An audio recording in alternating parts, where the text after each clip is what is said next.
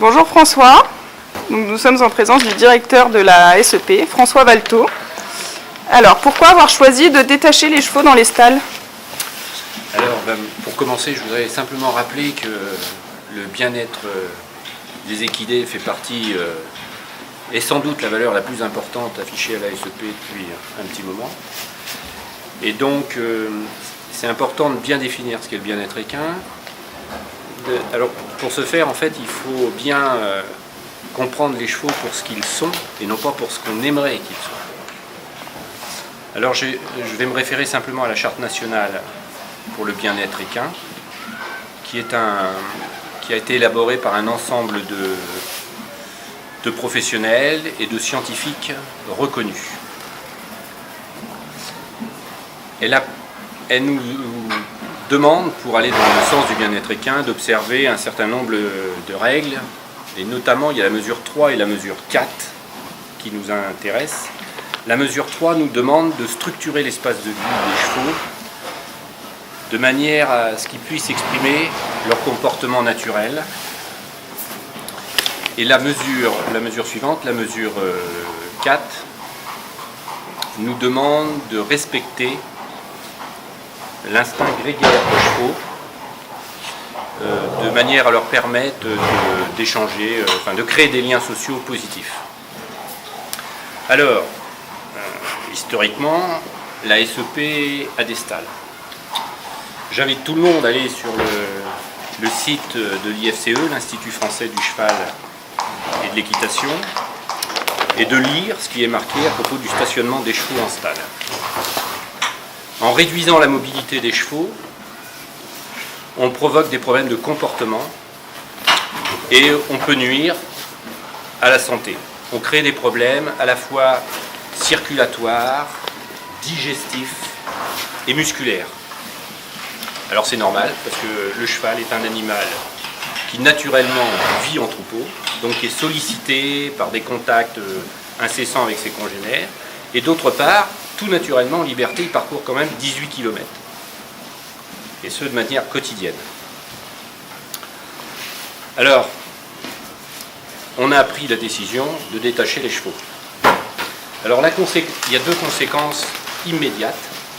La première, et là on va le voir avec ce cheval-là, c'est qu'en lui permettant de passer l'encolure par-dessus la corde ou par-dessus la partie de l'encolure la plus basse, on accroît son espace. Et donc on règle le problème en partie de la mobilité. Ça lui permet déjà de se retourner. Il faut imaginer le stress quand on sait qu'un cheval, naturellement, on regarde tout le temps autour de lui, un cheval qui est contre le mur et qui ne peut que deviner ce qui se passe derrière lui. Ça crée du stress.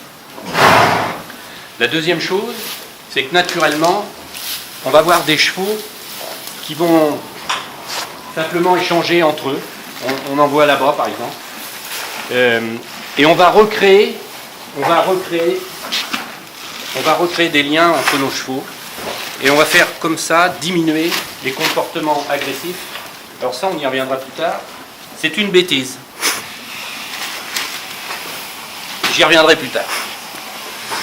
Donc nos chevaux vont être beaucoup moins agressifs envers l'homme et envers eux-mêmes. Comment vous avez choisi l'ordre de placement des chevaux dans les stalles? Alors en fait, j'ai profité de la période au pré. J'ai été voir régulièrement les chevaux 2 fois par semaine, partout où ils étaient stationnés, et j'ai observé qui était avec qui. Ça m'a permis de déterminer les quelques inimitiés qu'il pouvait y avoir et les nombreuses affinités qu'il y avait entre les chevaux. Et donc quand les chevaux sont rentrés au mois de juillet, on a essayé de remettre les chevaux par affinité.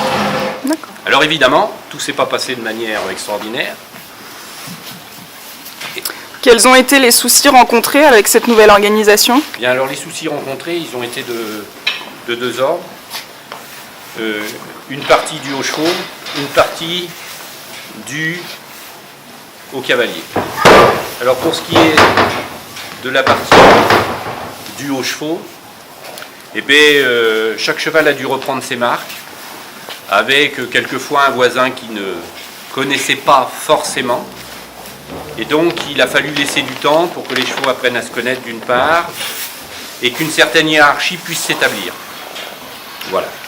Et on peut considérer que cette période-là est réglée, même si on a dû faire encore des ajustements, notamment encore ce matin. Devoir apprendre ou réapprendre à aborder des chevaux qui ne sont pas attachés. Voilà. Et ce qui veut dire qu'ils doivent appréhender l'environnement du cheval avant de l'aborder. Alors il y a une chose que je voudrais dire, parce que j'ai déjà reçu quelques remarques et tout ça, il n'y a pas de débat sur la sécurité à la SOP. Il y a à assurer à la fois la sécurité des cavaliers et le bien-être de nos chevaux. Que préconisez-vous alors aux adhérents qui viennent seller un cheval?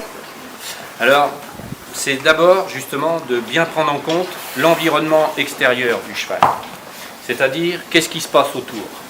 Est-ce qu'il y a beaucoup de monde, peu de monde? Bien regarder ses voisins. C'est-à-dire, avant de s'engager, il faut bien regarder ce qu'il y a autour. Une fois que tout est calme, s'assurer que ce cheval et ses voisins nous ont bien détectés. Et à ce moment-là, on va rentrer résolument dans la stalle. On devient le chef du troupeau. Et on attache son cheval, on fait le pansage, on selle naturellement. Alors ce qui peut se passer, c'est que les interactions continuent avec les voisins.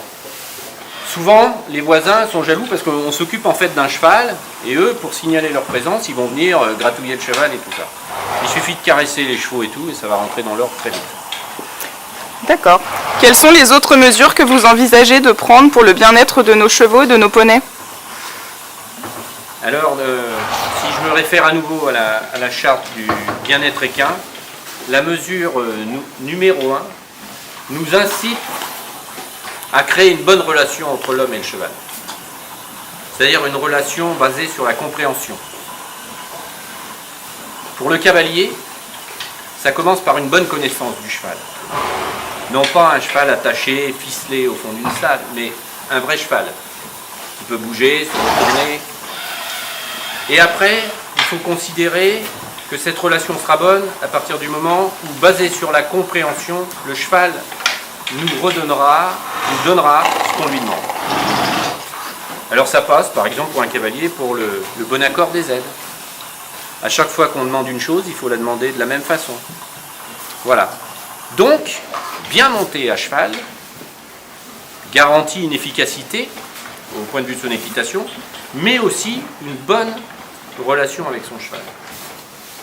Et malheureusement, l'utilisation d'artifices permet de masquer les carences techniques et de forcer l'obéissance du cheval.